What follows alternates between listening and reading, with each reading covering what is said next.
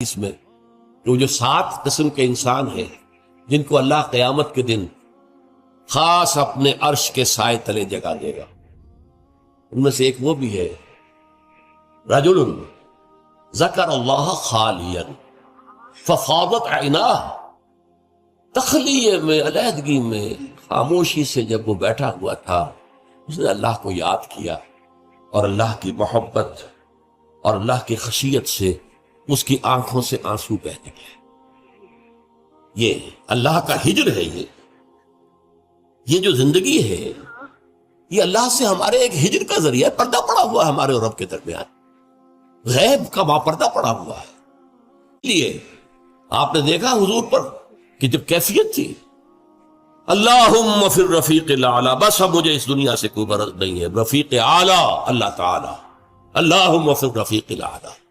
اب تو بس یہ جو بھی، حالانکہ حضور کے لیے تو اس دنیاوی زندگی میں بھی حضوری ہی حضوری تھی۔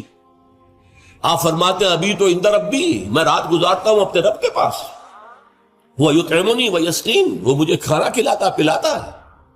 اس لیے کہ جب آپ روزے رکھتے تھے 2 دن کا روزہ، 3 دن کا روزہ، کہ شام کو افطار نہیں کیا بلکہ وہی روزہ رات میں بھی چل رہا ہے، پھر اگلے دن شروع ہو گیا وہ روزہ چل رہا ہے 2 دن 3 دن، جس کو صوم وصال کہتے ہیں۔